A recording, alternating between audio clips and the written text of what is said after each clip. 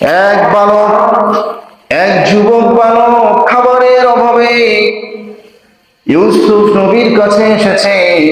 ইউসুফ নবীর কাছে এসে বলছে, আল্লাহর নবী, আমার ঘরে খাবার নাই, আমার ঘরে কোনো ধরনের কোনো খাবার নাই। যদি আপনি আমাকে কিছু খাবার দিতেন তাহলে আমি সেই খাবারগুলোকে ঘরে নিয়ে যেতাম, আমরা সবাই মিলে সেই খাবারগুলো খেতাম। ইউসুফ নবী ঘোষণা দিয়ে দিলেন যে তাকে কিছু খাবার দিয়ে দাও। সেই বালকের হাতে যখন কিছু খাবার দেওয়া হলো, সে বালক ইউসুফ নবীকে ডাক দিয়ে বললো, আমাকে যদি আর কিছু খাবার দিতেন আরো ভালো হতো। ইউসুফ নবী আরো কিছু খাবার বানিয়ে দিলেন। সে বালক বলছে, আপনি যদি আরো বানিয়ে দিতেন তাহলে আরো খুশি হতাম। ইউসুফ নবী আরো বাড়িয়ে দিলেন। ওই লোক ডাক দিয়ে বললেন, সে বালক ইউসুফ নবীকে ডাক দিয়ে বললেন, যদি আপনি জানতেন আমি কে, যদি জানতেন, এটা জানার পরে আপনি আমাকে এত অল্প অল্প করে দিতেন না। ইউসুফ নবী জিজ্ঞাসা করলেন যে তুমি কে বলো। বালক বললেন, আমি হচ্ছে ওই যুবক, আমি যখন ছোট্ট ছিলাম, যখন আমি দোলনায় ছিলাম, একেবারে শিশু বাচ্চা ছিলাম, সে সময় আপনার একটা ঘটনা ঘটেছে। জুলেখা আপনার বিরুদ্ধে মিথ্যা মামলা দিয়েছে, বলেছে আপনি জুলেখার কাছে গিয়েছিলেন তাকে হরণ করার জন্য।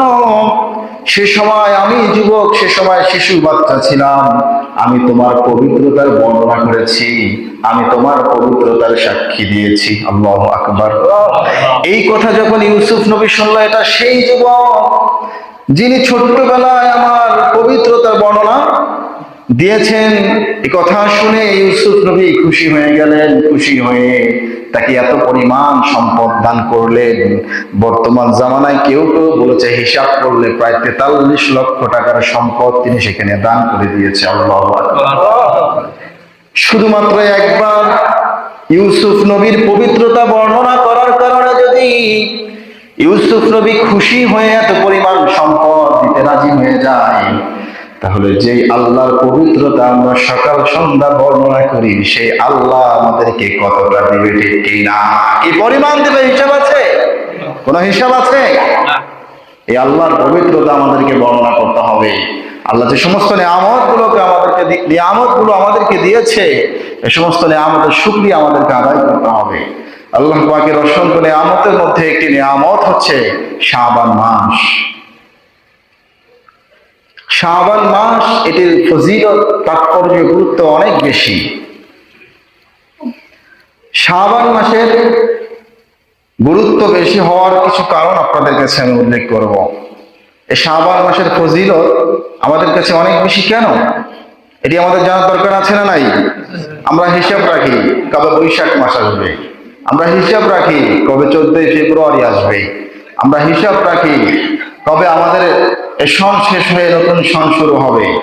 আমরা সেদিন রাত্রিতে কি করব? হলিডে করব নাকি? এরকম না?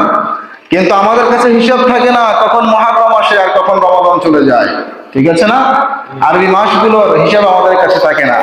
কখন ঈদ আসে আর কখন যায়, কখন শবে কদর আসে আর কখন যায়, কখন শাবান আসে আর কখন যায়, সেই হিসাব আমাদের কাছে থাকে না। এটা কিন্তু আমাদের জন্য লজ্জার বিষয়। আল্লাহর কাছে আমরা কি জবাব দেব? শাবান মাসের অনেক ফজিলত।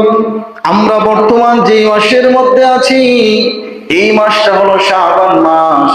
এই মাসের পরবর্তী মাসটাই তো রমাদান মাস। আবার আগের যেই মাসটা আমরা কাটিয়ে এসেছি সেটার নাম হচ্ছে রজব মাস। নবী করিম সাল্লাল্লাহু আলাইহি ওয়াসাল্লাম আমাদেরকে দোয়া শিখিয়েছেন, তোমরা দোয়া করবে, তোমরা যখন রজব মাসে থাকবে তোমরা বলবে, আল্লাহুম্মা বারিক লানা ফি রজব ওয়া শাবান ওয়া বাল্লিগনা রমাদান।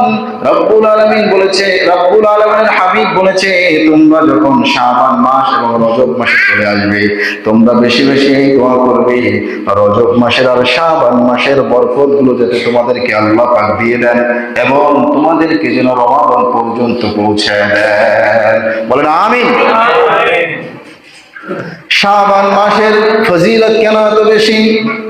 আসুন দেখেন, এই শাবান শব্দের অর্থটা নিয়েই আমরা একটু চিন্তা করি। শাবান শব্দের অর্থ হলো বৃদ্ধি পাওয়া, বেশি হওয়া। শাবান শব্দের অর্থটাই হচ্ছে বৃদ্ধি পাওয়া। মুফাসসিরিন কিরাম বলেছে শাবান শব্দের অর্থ বৃদ্ধি পাওয়া। এটাকে ইঙ্গিত করা হয়েছে ইসলামী কাজের দিকে, ইসলামী শরীয়তের হুকুমের দিকে। শাবান মাসে যে ব্যক্তি ইবাদত করবে তার ইবাদতটা যদি ছোট হয়ে যায়, রব্বুল আলামিন তার ইবাদতটাকে অনেক বড় বানিয়ে দেয়। বলেন আলহামদুলিল্লাহ। আরো যদি বলেন সুবহানাল্লাহ বলেন। শাবান মাসের নামকরণ কেন করা হয়েছে? আল্লাহর নবী সাল্লাল্লাহু আলাইহি ওয়াসাল্লাম তিনি বলেন শাবান মাসকে এই জন্য শাবান বলা হয়, ইন্নামা সুমিয়া শাবান লিআন্নাহু ইয়ানশাইবু ফীহি খায়রুন কাসীরুন লিস-সাইমিন ফীহি হাত্তা ইয়াদখুলাল জান্নাহ। আল্লাহর নবী বলেছে শাবান মাসকে এই জন্য শাবান মাস বলা হয়, শাবান মাসে বান্দার আমল নামাগুলো, শাবান মাসে বান্দার নেক আমলগুলো, ইমানদারের নেক আমলগুলো গাছের ডালপাতা যেমন বেড়ে যায়, শাবান মাসে তার আমলগুলো এইভাবে বেড়ে যায়। আল্লাহু আকবার। গাছের ডালপালা যেমন গাছের সঙ্গে সম্পৃক্ত রাখি, আল্লাহ পাকের পুণ্য অনেক কাজ শাবান মাসের সঙ্গে সম্পৃক্ত। আল্লাহ রাব্বুল আলামিন শাবান মাসেও অনেক মানুষকে জান্নাতের সুসংবাদ দিয়ে দেন। সুবহানাল্লাহ বলেন। আল্লাহর নবী আরো বলেছেন ইন্নামা সুমিয়া শাবান লিআন্নাহু ইয়ানশাইবু লিরমাদান। শাবান মাসকে এই জন্য শাবান মাস নামে নামকরণ করা হয়েছে, এই মাসে রমাদানের অনেক কিছুই প্রকাশ পায়। রমাদান মাসের অনেক পুণ্যময় কাজ এই শাবান মাসে প্রকাশ পায়। ফীহি খায়রুন কাসীর। আল্লাহর নবী বলেছে অনেক নেক পুণ্যময় কাজ এই শাবান মাসে কি পায়। আমরা বর্তমান যেই মাসে আছি সেই মাসের নাম কি? আরো জোরে বলেন, আরো জোরে। আমরা তো আরবি 12 মাসের নাম কিন্তু আমরা অনেকেই পারি না, আছে না নাই? হ্যাঁ, বাঙালি মানুষ কিন্তু অনেকেই বাংলা 12 মাসের নামও পারি না, কিন্তু ইংরেজি আমরা আবার পারি, জানুয়ারি, ফেব্রুয়ারি, এটা একেবারে খুব সুন্দরভাবে, কারো ভুল হবে না। কিন্তু আমরা বাংলা মানুষ হয়ে কিন্তু অনেকে বাংলা 12 মাসের নাম সুন্দরভাবে বলতে পারবে না, আছে না নাই? আর আরবি দূরের কথা। এই শাবান মাসে রব্বুল আলামিনের হাবিব বলেছে শাবান মাসকে এই জন্য শাবান মাস নামে নামকরণ করা হয়েছে। ওয়া ইন্নামা সুমিয়া রমাদান লিআন্নাহু ইয়ারমিদুদ দুনুব। রব্বুল আলামিন এই শাবান মাসে অসংখ্য, রব্বুল আলামিনের হাবিব বলেছে শাবান মাসকে এই জন্য শাবান রাখা হয়েছে, এই মাসের মধ্যে রমাদানের অনেক পুণ্যময় কাজ প্রকাশ পেয়ে যায়। আর রমাদানকে এই জন্য রমাদান রাখা হয়েছে, রমাদান মাসে আল্লাহ রাব্বুল আলামিন বান্দার গুনাহগুলোকে জ্বালিয়ে দেয়। সামনে রোজা আসতেছে, এখন থেকে নিয়ত করবেন রোজা 30টা রাখবেন ইনশাআল্লাহ। কে কে রাখবেন? অনেকে আছে আমাদের এখানে, অনেক ভাইরা আছে গাছের কাজ করে, কৃষি কাজ করে, এই জন্য তারা রোজা রাখতে পারে না। আল্লাহকে এই দোহাই দিলে চলবে। আজকের আলোচনা শেষের দিকে কিছু খুব গুরুত্বপূর্ণ কথা থাকবে, আপনারা মনোযোগ সহকারে শুনবেন ইনশাআল্লাহ। শাবান মাসের ফজিলত কেন এত বেশি? আব্দুল্লাহ ইবনে আবি কয়েস রাদিয়াল্লাহু তাআলা আনহু হতে বর্ণিত, তিনি বলেন সামিআতু আয়েশা রাদিয়াল্লাহু তাআলা আনহা, হযরত আয়েশা রাদিয়াল্লাহু তাআলা আনহা থেকে তিনি শুনেছেন, আয়েশা থেকে হাদিস তিনি বর্ণনা করতে শুনেছেন। তিনি বলছেন কানা রাসূলুল্লাহ সাল্লাল্লাহু আলাইহি ওয়াসাল্লাম ইয়াতাহাফফাযু মিন শাবান মা লা ইয়াতাহাফফাযু মিন গায়রিহি। হযরত আয়েশা রাদিয়াল্লাহু তাআলা আনহা বলছেন আমি নবী করিম সাল্লাল্লাহু আলাইহি ওয়াসাল্লামকে শাবান মাসকে যেভাবে হিসাব করতে দেখেছি, শাবান মাসের দিনগুলোকে যেভাবে গণনা করতে দেখেছি, আমি অন্য কোন মাস এভাবে গণনা করতে দেখি নাই, অন্য কোন মাসে এভাবে হিসাব আমি করতে দেখি নাই। থুম্মা ইয়াসুমু লিরুইয়াতি রমাদান। নবী করিম সাল্লাল্লাহু আলাইহি ওয়াসাল্লাম রমাদানের চাঁদ দেখে তিনি রোজা রাখতেন। এরপরে বলছে ফাইন্নাকুম আলাইহি, আর যদি আকাশ মেঘাচ্ছন্ন হতো তাহলে নবী করিম সাল্লাল্লাহু আলাইহি ওয়াসাল্লাম 30 ইয়াওমান আদ্দা 30 ইয়াওমান তিনি 30 দিন পূর্ণ করতেন। শাবান মাসের 30 দিন পূর্ণ করে তারপরে রোজা রাখতেন। এই হাদিস থেকে একটা ছোট্ট শিক্ষা হলো, শাবান মাস কখনো 29 দিনের হয় না। শাবান মাস কখনো, কথা বলে না, 29 দিনের হয় না। এজন্য রমাদান মাসটা মাঝে মাঝে গিয়ে 29 দিন হয়ে যায়। আর আমরা জানি এগুলোর নাম বলে বলে দিতে হবে, পরে আমি নাম বলবো, একটু করে চালো রমাদান মাস দুই, মানে 29 মাস দুইটাকে একসঙ্গে হয়? দুইটা 29 মাস একসঙ্গে হয়? হয় না। তো যদি শাবান মাস যদি 29 হয়, সে মাসে রমাদান মাস আবার 29 হতে পারবে না। আর শাবান মাস 29 দিনে হয়ই না। কথা কি বুঝতে পারছেন? শাবান মাস কেন এত ফজিলতপূর্ণ, কেন এত শাবান মাসের গুরুত্ব বেশি? কোরআনের সঙ্গে যদি 10 টাকা গজের একটা কাপড়ও থেকে যায় তাহলে সেই কাপড়টার দাম অনেক বেশি হয়ে যায়। আর যদি আপনার ঘরে একটা রেশমি কাপড় হয়, সে কাপড়টার দাম কিন্তু কোরআনের গিলাফের কাছে কম হয়ে যায়, ঠিক কিনা? সম্মানের কাছে অনেক কম হয়ে যায়। শাবান মাসের গুরুত্ব কেন এত বেশি? আমাদের আরবি 12টি মাস রয়েছে। এই 12টি মাসের মধ্যে একটি মাস এমন আছে যেই মাসের নিসবত হচ্ছে আমার নবীর সঙ্গে। নবীজি সাল্লাল্লাহু আলাইহি ওয়াসাল্লাম তার নিজ জবানে বলেছে, হাদিসের বর্ণনাকারী সাহাবীর নাম হচ্ছে আয়েশা রাদিয়াল্লাহু তাআলা আনহা। তিনি বলছেন, রমাদান শাহরুল্লাহ, রমাদান মাস হচ্ছে আল্লাহর মাস। ওয়া শাহরু শাবান, আর শাবান মাস হচ্ছে শাহরি, এটা আমার মাস। আল্লাহু আকবার। রমাদান মাস হচ্ছে আল্লাহর মাস, এটা আল্লাহর মাস হওয়ার কারণে বাকি 11 মাসের তুলনায় রমাদান মাসটা বেশি দামি। আবার আরো যে বাকি 10টা মাস থাকে শাবান মাসের তুলনায়, বাকি 10 মাসের তুলনায় শাবান মাসটা বেশি দামি। রমাদান দামি হওয়ার কারণ হলো এই মাসের সম্পর্ক আল্লাহর সঙ্গে, আর শাবান দামি হওয়ার কারণ হলো এই মাসের সম্পর্ক হলো আমার নবীর সঙ্গে। তাহলে এই মাসের গুরুত্ব কম না বেশি? আচ্ছা, আলোচনা শুনলাম, এটার গুরুত্ব কেন এত বেশি।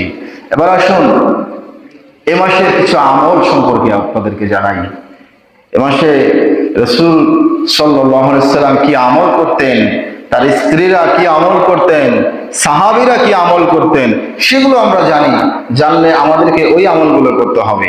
অনেকেই কি করে শাবান মাস আসলে বেদাত করার চেষ্টা করে। যেমন শাবান মাসে একটি পূর্ণময় রাত্রি রয়েছে, নিসফে শাবান যেটাকে বলা হয়। এটা হচ্ছে আমরা শবে বরাত নামে চিনি না? এ রাতে কিন্তু আমরা অনেকে আবার বেদাতি কাজও করি। ইনশাআল্লাহ আমরা শাবান এই নিসফে শাবানের শবে বরাতের আলোচনা আমরা ওই দিন রাত্রে করব, ঠিক আছে? আজকে শবে বরাতের কোনো আলোচনা হবে না। শাবান মাস যখন এসে যেত, হাদিসের বর্ণনাকারী সাহাবীর নাম আবি সালমা। তিনি বলেন, আমি আয়েশা রাদিয়াল্লাহু তাআলা আনহা থেকে শুনেছি, তিনি বলছেন, তাকুলু কানা ইয়াকুনু আলা সাওমি মিন রমাদান ফামাস্তাতিয়া আন উকদিয়া ইল্লা শাবান। আমার রমাদান মাসে, আয়েশা রাদিয়াল্লাহু তাআলা আনহা বলছে, রমাদান মাসে মাঝে মাঝে আমার রোজাগুলো ছুটে যেত এবং এই রোজাগুলোকে কাজা করার সময় সারা বছর সময় পেতাম না। আমার স্বামীর এত পরিমাণ খেদমত করতাম, সারা বছর আমি রোজা রাখার সময় পেতাম না। শাবান মাস যখন উপস্থিত হয়ে যেত সেই সময় আমার কাজা রোজাকে আমি শাবান মাসে পালন করতাম। তাহলে শাবান মাসে আমাদের একটা আমল হলো, রমাদান, গত রমাদানে আপনার যে সমস্ত রোজাগুলো কাজা হয়ে গিয়েছে এই রোজাগুলোকে আপনি শাবানে আদায় করতে পারবেন, ঠিক কি না? তাহলে আমাদের এই রমাদান মাসের একটা আমল হলো আপনার কাজা রোজাগুলোকে খুঁজে খুঁজে শাবান মাসে করা। আল্লাহর নবী শাবান মাসে কি আমল করেছেন? নবী করিম সাল্লাল্লাহু আলাইহি ওয়াসাল্লামের প্রিয়তমা স্ত্রী আয়েশা রাদিয়াল্লাহু তাআলা আনহা বলছে, যখন শাবান মাস আসতো আমরা বলা বলি করতাম, মাঝে মাঝে নবী করিম সাল্লাল্লাহু আলাইহি ওয়াসাল্লাম এত পরিমাণ রোজা রাখতেন, এত পরিমাণ নফল সিয়াম পালন করতেন, আমরা মাঝে মাঝে ভাবতাম নবী হয়তোবা শাবান মাসের একটা রোজা আর ভাঙবেন না। আবার মাঝে মাঝে তিনি রোজা না রেখে এত পরিমাণ শাবান মাসের সময় পার করতেন, আমরা ভাবতাম হয়তোবা এইবার শাবান মাসে নবী আর কোনো রোজাই রাখবেন না।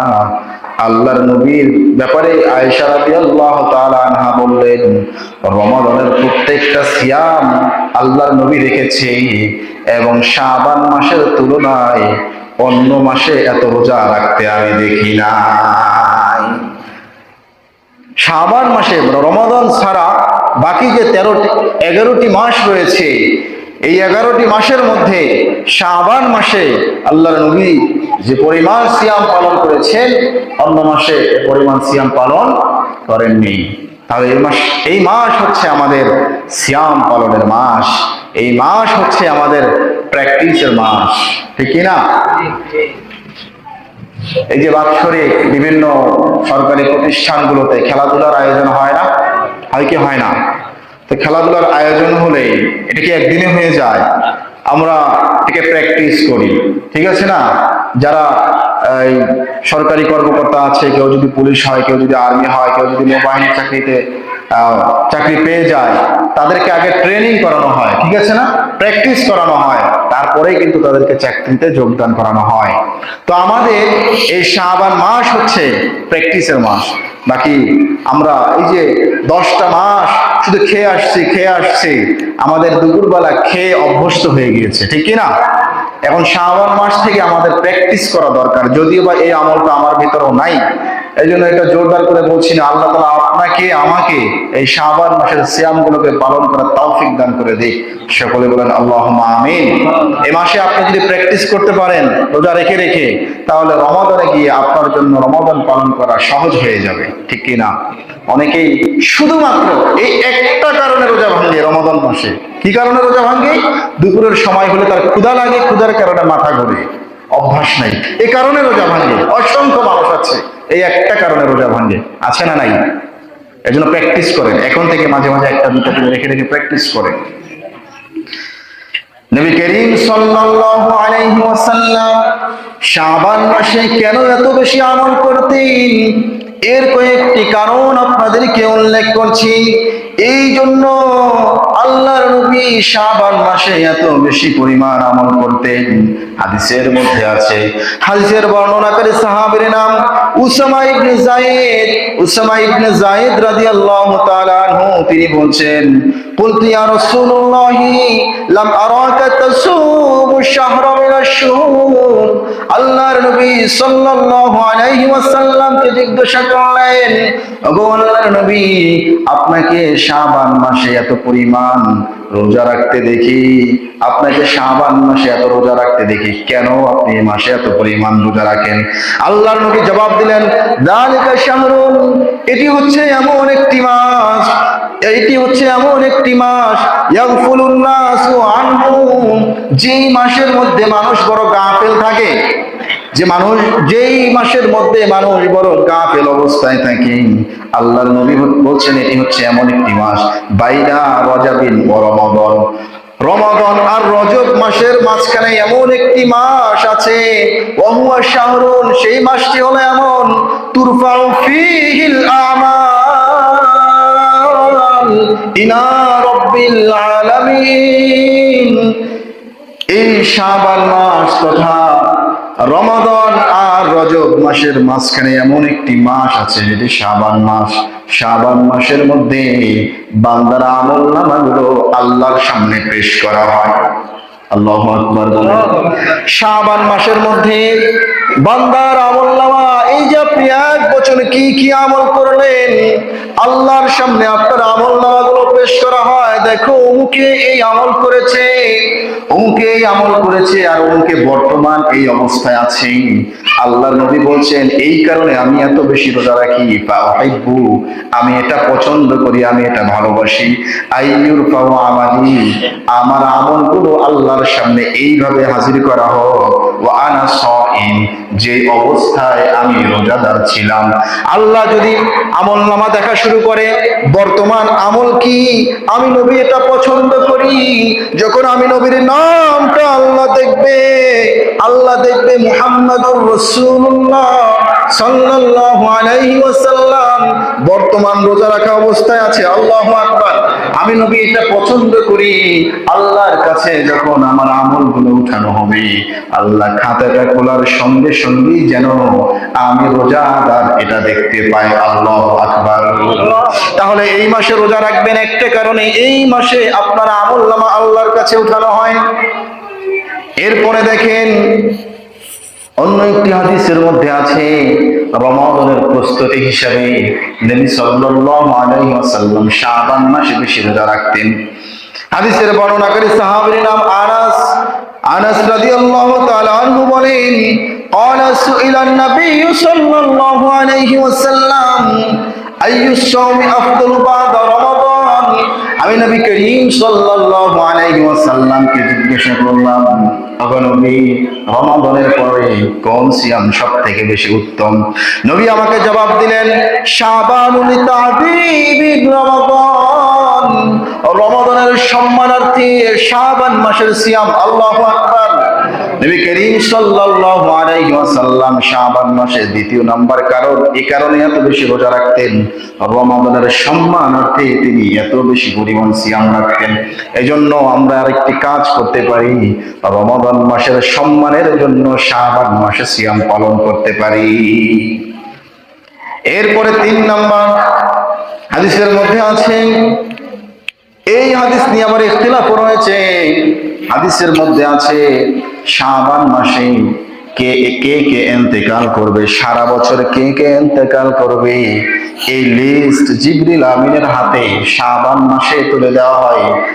এই ব্যক্তিটা এই শাবান থেকে ওই শাবান পর্যন্ত এক বছরে এই লোকটা ইন্তেকাল করবে। যখন জিবরিল আমিনের হাতে যদি আমার লিস্ট চলে যায়, জিবরিল আমিন যদি আমার নামটাও দেখবে আল্লাহর অমুক বান্দা বর্তমান রোজাদার অবস্থায় রয়েছে। আল্লাহু আকবার। তবে এই হাদিস নিয়ে আবার ইখতিলাফ আছে।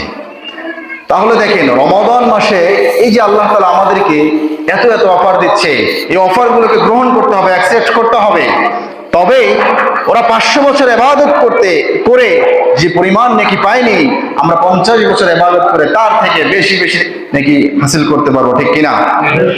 এই জন্য আল্লাহ তাআলা আমাদেরকে যেভাবে 2 ঈদ, রমাদান মাস, শাবান মাস, আরো অন্যান্য নফল রোজা আছে, যেগুলো দিয়েছে আমাদেরকে আল্লাহ তাআলা, এগুলোকে গ্রহণ করে নিতে হবে।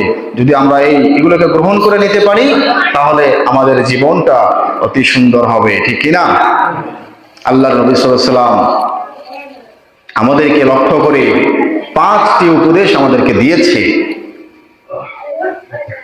এখন শাবান মাস চলে যাচ্ছে, শাবান মাস পার হয়ে গেলে শাবান মাসের ফজিলত আপনি আর পাবেন না।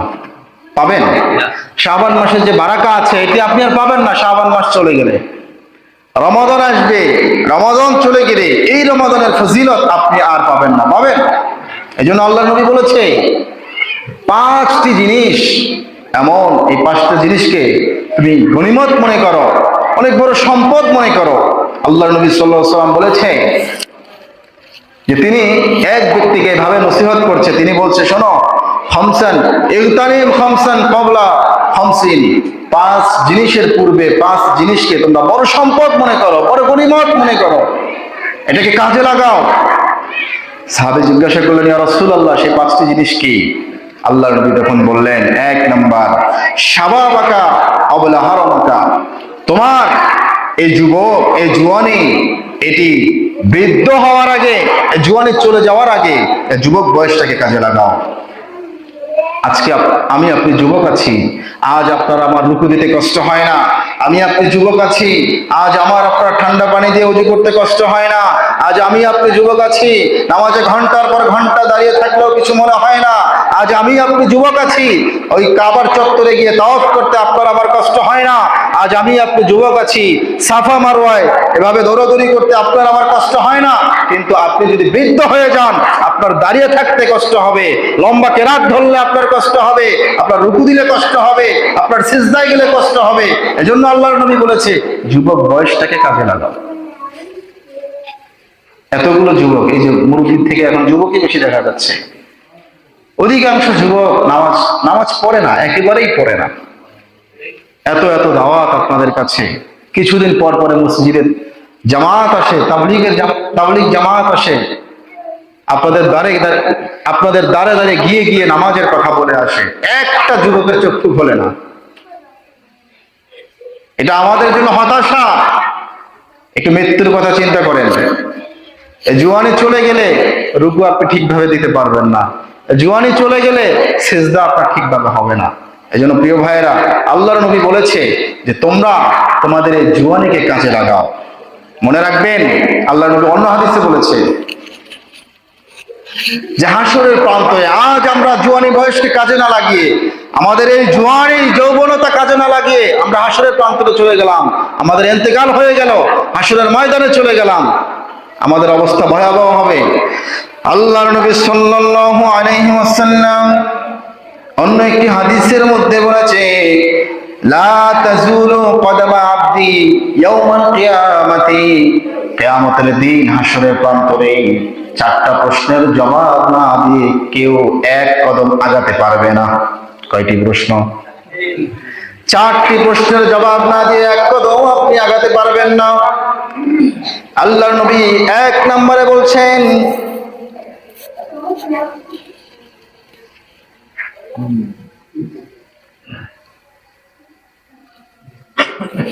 নবী করিম সাল্লাল্লাহু আলাইহি ওয়াসাল্লাম তখন বললেন আন উমরিহি ফিমা আফতাহু, এক নাম্বার হলো আপনার জীবনটাকে আপনি কিভাবে পরিচালনা করেছেন।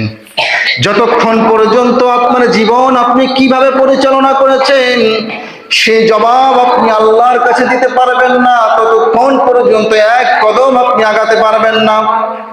এজন্য যুবক ভাইয়েরা, এই প্রশ্নের সম্মুখীন আপনাকে হতে হবে, এই প্রশ্নের সম্মুখীন আমাকেও হতে হবে।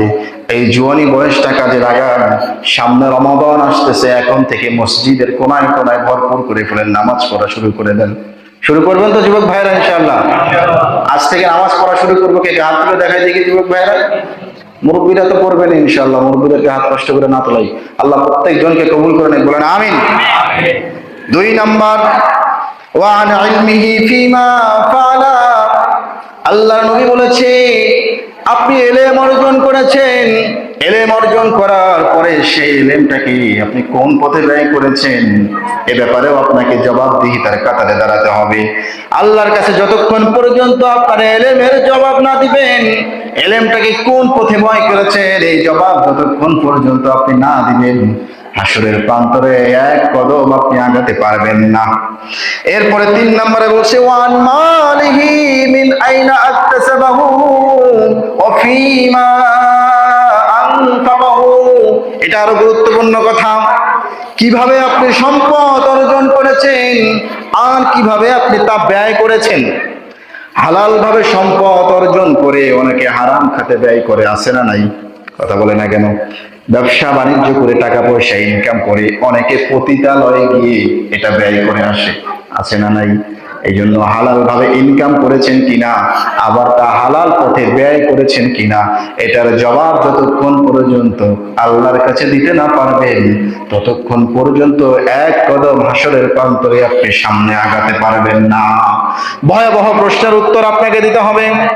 চার নম্বরে আল্লাহর নবী সাল্লাল্লাহু আলাইহি ওয়াসাল্লাম বলছেন যে আপনাকে যে জীবন দান করা হয়েছে, ওয়ান জিসমিহি ফিমা আবলাহু, যুবকরা ভালো করে শুনতে হবে।